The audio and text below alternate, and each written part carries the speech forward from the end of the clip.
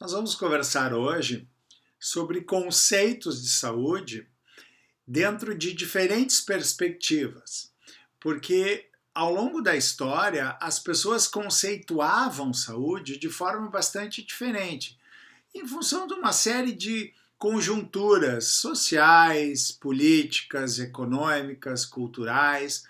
O próprio conhecimento científico avançou ao longo dos tempos. Isso fez com que esses conceitos fossem se alterando. E a nossa aula de hoje faz uma retrospectiva histórica analisando esse contexto e esses diferentes entendimentos sobre o processo de saúde e doença. Acompanhe a aula e você vai entender melhor. Então, esta é a nossa aula, como eu disse, de conceitos de saúde nas diferentes perspectivas históricas. Bom lembrar Shakespeare, que dizia que o conhecimento é a asa que nos eleva aos céus. Em tempos de pandemia, vamos sempre lembrar das recomendações sanitárias e etiquetas respiratórias, lavagem de mão e etc. Mas vamos ver alguma coisa sobre conceitos. Primeiro, por que os conceitos são importantes? E eles são importantes porque eles nos ajudam a analisar, entender e explicar a realidade. Porque nós agimos em função dos nossos conceitos. Ou seja, agimos da forma como analisamos, entendemos e explicamos a realidade. E esse é o papel da ciência. É o processo pelo qual o homem se relaciona com a natureza, visando a sua dominação em próprio benefício. A ciência vai problematizar, vai questionar e buscar compreender a realidade que existe. Então, nós sabemos que os padrões de saúde, eles foram largamente alterados ao longo do tempo, porque tudo muda. Em ciência e no mundo, tudo muda. As teorias científicas começaram a ser formuladas há muitos séculos, mesmo antes de Cristo se falava em algumas teorias e alguns conceitos de saúde. E esses conceitos e ideias estabelecidos por estas teorias, contudo, passam por um processo constante de mudança. Em todas as áreas do conhecimento, nós experimentamos mudanças. Aqui uma pequena brincadeira que eu gosto muito de dizer que às vezes estamos muito ocupados e não percebemos a inovação que está se avizinhando. Então ali as pessoas carregando pedras e o sujeito oferece a roda e ele agradece e diz: não, muito obrigado, estamos muito ocupados. Então a gente tem que perceber as mudanças. Uma situação bastante atual, e aí que a gente vive hoje, e eu posso voltar no tempo e pensar nos Jetsons, no desenho animado dos Jetsons, onde havia já vídeos, conferências durante o dia, onde havia consultas médicas online, onde se fazia aulas de ginástica online e videochamadas online. Reparem que isso, naquele momento, parecia algo distante da humanidade. E hoje, a pandemia, por exemplo, nos empurrou para essa realidade. Outros exemplos de mudança muito legais, muito interessantes, por exemplo, a telefonia. Os telefones, eles foram, depois de inventado, mudando, né? Eram telefones fixos, veio a telefonia celular, esse é o primeiro telefone celular que existiu, era grande, pesado, enfim. Aí eles foram eventualmente se modernizando, mas reparem que ainda eram modelos bastante toscos. Quando em junho de 2007, esse sujeito chamado Steve Jobs da Apple lança o conceito de smartphone, né? São telefones sem teclas e no começo as pessoas se assustavam, mas onde é que eu teclo? Como é que eu faço? Né? Reparem que são modificações em termos científicos bastante recentes, eu estou falando de 2007, e hoje a telefonia mudou completamente. Um outro exemplo muito legal da gente pensar junto é, por exemplo, a captura de imagens, né? Desde as primeiras máquinas fotográficas, havia uma marca chamada Kodak, que era uma empresa inovadora. Eles faziam a propaganda de que a Kodak fotografou o primeiro homem na Lua, os primeiros passos do homem na Lua. E era uma empresa mega gigantesca. Na década de 70, 90% das vendas de filmes e máquinas fotográficas, câmeras fotográficas no mundo inteiro eram da Kodak. E reparem que essa empresa foi da inovação, do sucesso, à falência. Porque esse cara, chamado Steven Sasson, ele era um engenheiro da Kodak, e ele inventou esse monstrengo aí. Em 1975 ele leva essa ideia para a Kodak. Qual era a inovação da ideia? É fazer uma máquina sem filme fotográfico. Reparem que a Kodak riu dele, porque era uma empresa que dominava o mercado, ele foi demitido da Kodak e até hoje deve estar rindo e ficou mega milionário porque ele patenteou a história e hoje as capturas de imagem não envolvem mais filmes fotográficos. Então é uma inovação que rompeu fronteiras. E hoje nós vivemos uma era bastante tecnológica. A IBM, por exemplo, tem o Watson, que é um software de inteligência artificial. Esse exemplo é o da oncologia, que é um software que processa as informações de um paciente e em 3 segundos, reparem o termo, em 3 segundos ele lê mais de 20 milhões de informações, mais de 20 milhões de artigos científicos publicados no mundo inteiro em qualquer idioma e dá para o médico uma sugestão de diagnóstico e de terapia. E essa é uma realidade, isso existe aqui em Porto Alegre, nos grandes hospitais. Existem os robôs que estão tratando crianças autistas e tratando com sucesso. Eu estou falando de empreendimentos sérios, né? O robô ajudando a crianças autistas a melhorar. O Ebot foi um pioneiro, é o robô terapeuta. Então vocês imaginem um robô tratando depressão, falando todos os idiomas, trabalhando 24 horas por dia, 7 dias por semana, 365 dias por ano. É uma realidade, esse robô existe. Um outro robô, que é o robô cirurgião, o Da Vinci, que já não é mais nem novo, no Hospital de Clínicas aqui de Porto Alegre, ele existe há bastante tempo, e é um robô cirurgião. Reparem que o robô tem 4 braços intercambiáveis de qualquer tamanho. Aqui nós vemos o cirurgião operando no computador, o paciente está ali na mesa, e essa ideia ela já não é nova, ela existe há bastante tempo e no mundo inteiro, inclusive em Porto Alegre, inclusive no Brasil, e essa ideia está sendo expandida para o operador operar à distância, ou seja, o cirurgião vai poder, em seguida, com a tecnologia 5G, estar em uma cidade ou em um país e o paciente vai estar em outro local, em outra cidade, em outro país. E a cirurgia vai se desenvolver, então, de forma remota. Aqui eu participei de um seminário, só para mostrar, debatendo com um colega que estava em San Diego, na Califórnia, e ele andava pelo congresso aqui nesse robozinho. A cara do robô era um iPad, onde o colega então estava presente. Nós fizemos as nossas palestras e fizemos um debate no palco e a plateia assistia a palestra dele numa tela grande por Skype e ele depois fez um debate comigo. Isso é hoje, isso está ocorrendo, não é mais nada do futuro. São pequenos exemplos de como as coisas mudam.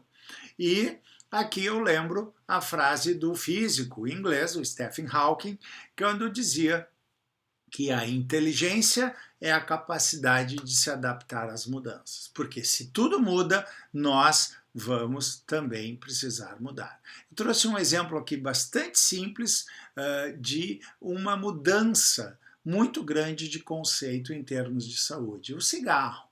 O cigarro teve sua época, o cigarro já foi considerado um produto de charme, de beleza, de sucesso, de saúde, imaginem, mas era assim que a propaganda vendia o cigarro. Reparem aqui que coisa absurda, que tosco, né? O sujeito joga fumaça no rosto da menina e ela vai segui-lo por onde for, vai se apaixonar por ele. Imaginem hoje em dia isso. O cigarro era vendido, então, com esse apelo de sexualidade, de saúde, de sucesso. Reparem, o sujeito vai ficar magro. O cigarro era direcionado, a sua propaganda direcionada para crianças. Reparem, um Papai Noel fazendo propaganda de cigarro, uma criança se lembrando do Dia dos Pais e do Dia das Mães através do cigarro. Os bebês eram usados na propaganda de cigarro. Reparem que absurdo, um bebezinho choroso, mamãe, antes de brigar comigo, fume o seu Marlboro.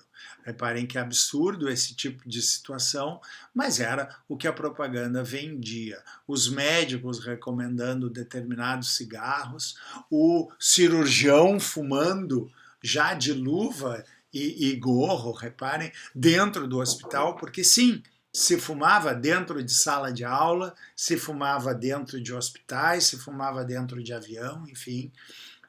O dentista recomendando os cigarros Viceroy, porque fariam menos mal à saúde.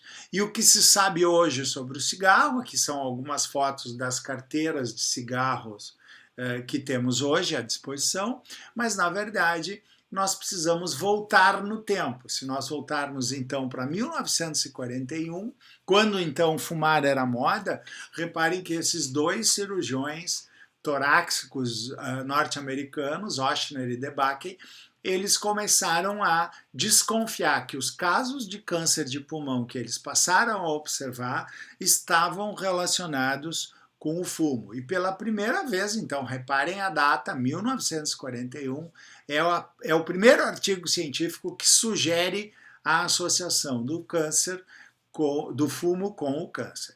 E voltando à linha de tempo, avançando então aí 20 anos, vamos para 1961, esses dois autores ingleses, são dois epidemiologistas ingleses, eles então, baseados naquele estudo de 41, resolvem investigar mais a fundo essa questão da relação do cigarro com o câncer de pulmão. E fazem um estudo, então, muito bem feito, aqui resumidamente, e eles terminam provando que a taxa de mortalidade aumenta quanto maior o número de cigarros fumados por dia. E aí, então, em 1961, fica comprovado definitivamente o papel do cigarro como causa do câncer de pulmão. E, voltando novamente aos dias de hoje, a gente vê que isso foi, na verdade, uma mudança de conceito. E, ao longo da história, de fato, o ser humano sempre foi mudando seus conceitos, ou seja, a verdade científica vem se superando. Então, essas perguntas ficam no ar. Será que o conceito de saúde e doença representa o mesmo para todos nós, para todas as pessoas, em todas as partes do mundo, com diferentes culturas, enfim? O processo saúde e doença vai ter o mesmo significado em todos os momentos, em todos os períodos da história? É óbvio que não. O Moacir Sclera, um grande médico e escritor gaúcho, ele dizia que os conceitos de saúde e doença refletem a conjuntura social, econômica, política e cultural. Então reparem que isso muda conforme o tempo. Essas conjunturas todas, elas vão mudando ao longo do tempo. Ou seja, a saúde e a doença não vão representar a mesma coisa para todas as pessoas. Elas estarão na dependência da época, do lugar, da classe social, dos valores individuais, das concepções científicas, religiosas e filosóficas. Portanto, os conceitos são mutantes. Real ou imaginária, a doença, especialmente as doenças transmissíveis, acompanham a humanidade desde sempre. Então, essa nossa atual pandemia do coronavírus é só mais um capítulo dessas doenças transmissíveis, infecciosas, que nos acompanham ao longo dos tempos. Claro que hoje com uma magnitude diferente. Por exemplo, se nós voltarmos ao Egito Antigo, algumas pesquisas paleontológicas revelaram que múmias apresentavam sinais de doença. E o exemplo é a varíola do faraó Ramsés V, nesses templos. E essas mudanças de conceitos, elas, na verdade, vêm através do que se chama de um movimento que iniciou com a medicina, se expandiu para toda a área da saúde, que é a saúde baseada em evidências. Ainda fazendo uma reflexão histórica, a Segunda Grande Guerra Mundial, que terminou em 1945, mostrou uma vulnerabilidade muito grande da consciência humana e culminou com o genocídio e graves distorções da saúde, por condutas de profissionais que transgrediram princípios humanos e religiosos e geraram grandes atrocidades. Eu estou falando, evidentemente, do nazismo, mas da parte de saúde. Se nós formos olhar o que se cometeu em nome do nazismo, as atrocidades que se cometeram nos campos de concentração foram terríveis. Vocês veem aqui, as pessoas, por exemplo, eram cobaias de estudos. Reparem aqui nesta foto, a enfermeira saudável, com comida suficiente, e essa mulher, ela foi parte de um experimento que testava até quando e o que acontecia com o corpo humano com a privação do alimento. Então, repare que as pessoas ficavam sem comida e até a morte eram estudadas e depois descartadas. As pessoas eram, por exemplo, congeladas para que, com um termômetro inserido no ânus, os alemães observassem por quanto tempo essas pessoas aguentavam, em quanto tempo o sangue congelava, enfim, a pessoa era levada a óbito. A pressão também, para saber que a altitude seria seguro para os soldados, os nazistas submetiam os presos a testes de pressão, onde eles depois iam a óbito também. Então, tudo isso aconteceu. Com crianças também aconteceram os experimentos absurdos de um médico nazista chamado Mengele, que era chamado o anjo da morte. Ele estudava gêmeos. Esse sujeito, infelizmente, escapou da justiça e terminou morrendo em Santos, no Brasil, já com mais idade. Então ele fazia experimento com gêmeos, às vezes abria a cabeça para estudar o cérebro, evidentemente que tudo sem anestesia, e depois jogava os mortos fora. A grande maioria desses nazistas foram condenados, foram julgados e condenados no tribunal de Nuremberg, na Alemanha, e este, então, é um episódio triste da história que mostra como os conceitos de saúde dependem do tempo. Existe também algumas máximas religiosas de cura pela fé, de Eclesiastes, dizendo que de Deus vem toda a cura, eu te trago saúde, então isso é uma representação, mas aqui se vê também o aproveitamento dessas ideias em cultos, em seitas, né, prometendo aí desencapetamento, prometendo curas, esse inclusive, além de salvação e curas diversas, promete libertação da alma e obturação de dentes pela fé, imagine. Esse já é um profeta que, reparem, foi travesti, foi presidiário, foi bruxo, tem o vírus tinha o vírus da SIDA, que é AIDS em espanhol, né? E agora é casado com uma mulher que não tinha útero, mas tem 2 filhos, então prometendo esses milagres todos aí como cura. E faz parte, então, dessas mudanças de conceitos de saúde e também, infelizmente, as pessoas que se aproveitam da boa-fé dos outros com vistas a dinheiro. É muito comum que uma teoria venha a ser aceita por um determinado tempo, mas acaba sendo substituída por outras, e que pode voltar a ser estudada, enfim, mas o conhecimento sempre sendo superado. Um bom exemplo disso é a teoria do universo geocêntrico, né? O Ptolomeu, e desde Aristóteles, dentre os gregos, escreveu um livro chamado Almagesto, dizendo que a Terra era o centro do universo. E esse conceito perdurou durante séculos, né? As representações, reparem aqui, a Terra como centro do universo, inclusive o Sol seria um dos planetas girando ao redor da Terra. Isso se acreditou durante muito tempo, até que em 1610 alguém pensa que isso não está certo, pode ser diferente. E Galileu Galilei, então, escreve um livro chamado Sidereus Nuntius, baseado nas teorias de Copérnico, e prova matematicamente, faz a comprovação de que a teoria geocêntrica estava errada e que a Terra era um dos tantos planetas que girava em torno do Sol.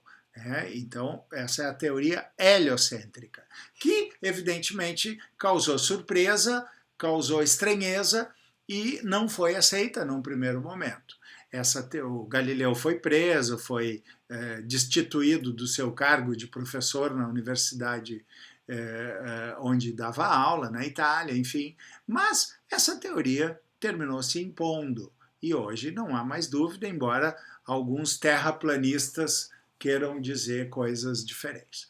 Mas, resumindo, a palavra de um professor de História da Ciência na Universidade de São Paulo, chamado Gildo Magalhães, é que as teorias científicas conseguem levar a um processo e a um conhecimento mais aperfeiçoado, mas elas naturalmente têm controvérsias. Então, às vezes, essas teorias demoram a se impor. A palavra saúde tem origem no latim salus, que significa bom estado físico, saudação, relacionado a salvos, do latim também, que quer dizer salvo. Então, o conceito de saúde vem mudando. E, como eu falei, depois daquela Segunda Grande Guerra, de 1945, quando houve todo aquele processo de descoberta de atrocidades, foi criada, então, a Organização das Nações Unidas, a ONU, foi proclamada a Declaração Mundial dos Direitos do Homem e foi criada a Organização Mundial de Saúde, que, em sua Constituição de 1946, conceituou a saúde. Esse é o conceito da Organização Mundial de Saúde. A saúde é o mais perfeito estado de bem-estar biopsicossocial que o indivíduo pode atingir. Define ainda que a posse do melhor estado de saúde que o indivíduo pode atingir constitui um dos direitos fundamentais do ser humano. Então, reparem que após aquele período de atrocidades observadas, se começa a colocar um conceito de saúde como um direito. E há uma racionalidade que possa ser aplicada ao processo de saúde e doença. Porque esse conceito da Organização Mundial de Saúde, hoje ele tem sido criticado. E aí a pergunta é, bom, tá bem, vamos criticá-lo, mas por quê? E se há outro modo de conceituar saúde?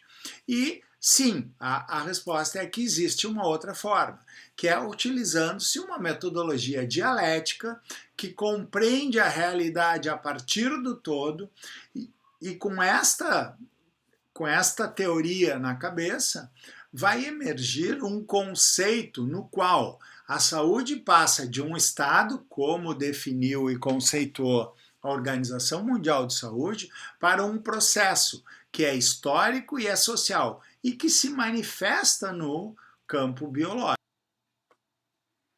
Assim, com o movimento pela reforma sanitária brasileira, que teve dentre os seus referenciais principais o estruturalismo francês, prega um Estado protetor de seu cidadão, começando então aqui a ser incluído o social no entendimento do processo de produção de doenças.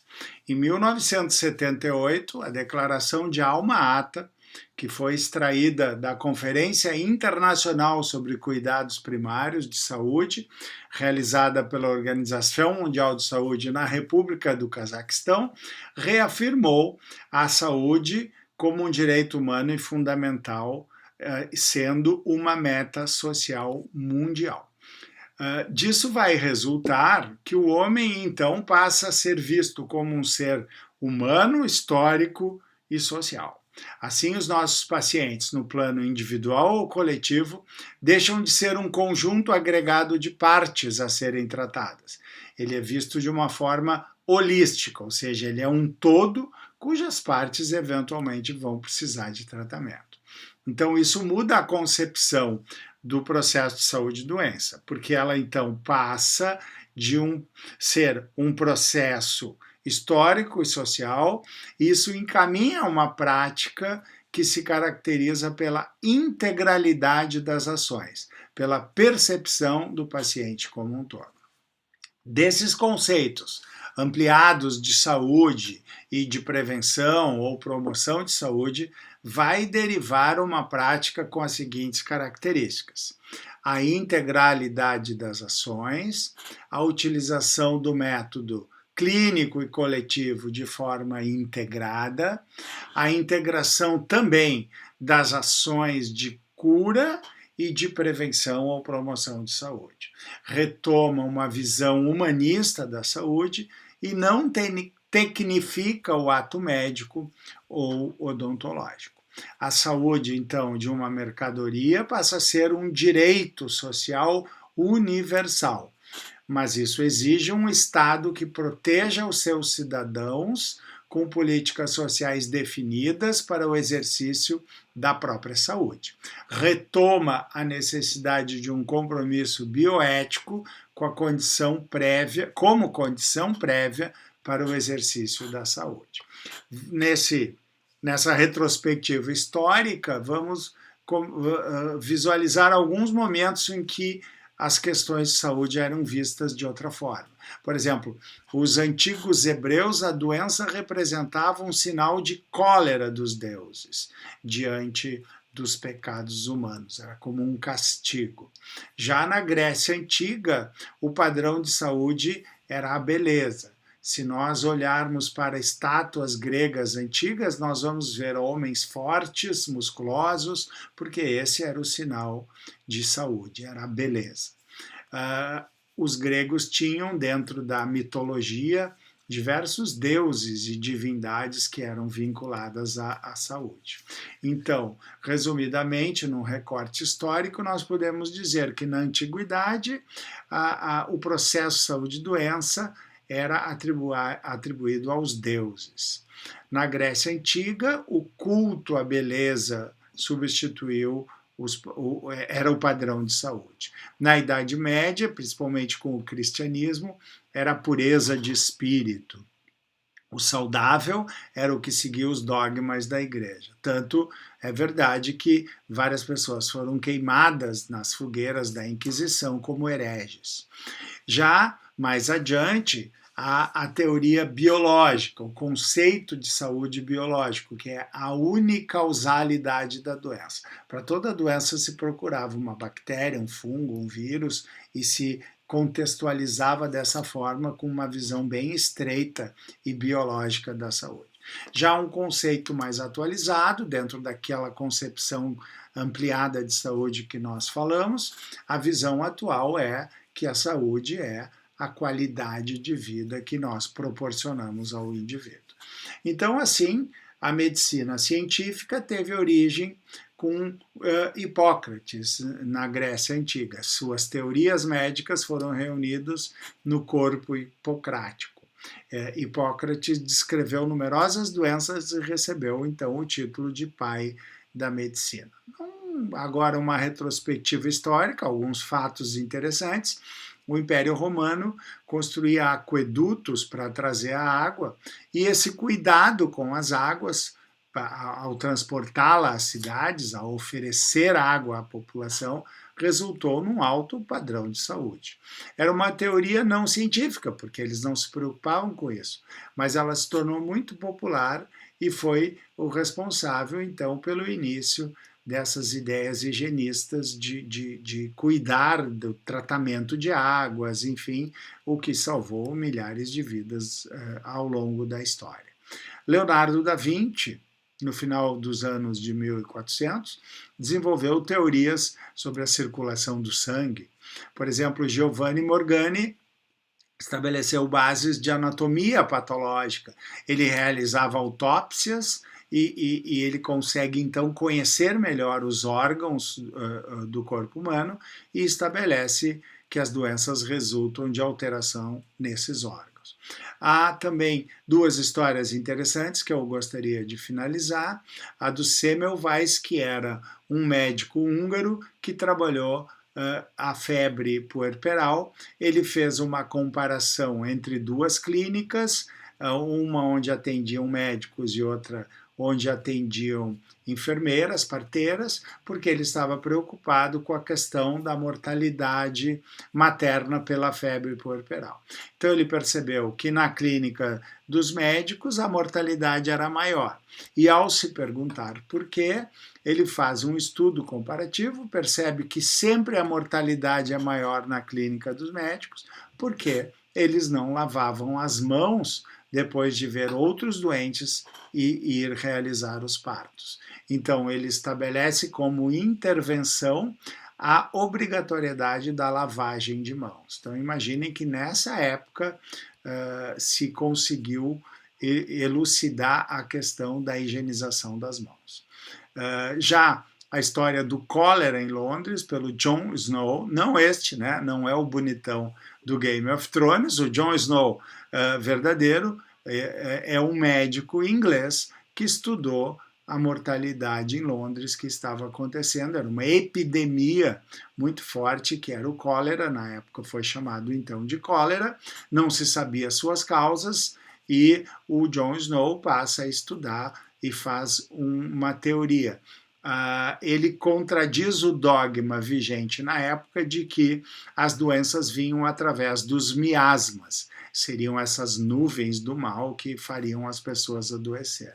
E o Jon Snow conseguiu, batendo de casa em casa, anotando os sinais e sintomas da doença, rastrear e descobrir que, na verdade, era a água que estava contaminada. Reparem que ele foi retratado em alguns cartoons de forma crítica, dizendo que ele via coisas que ninguém via.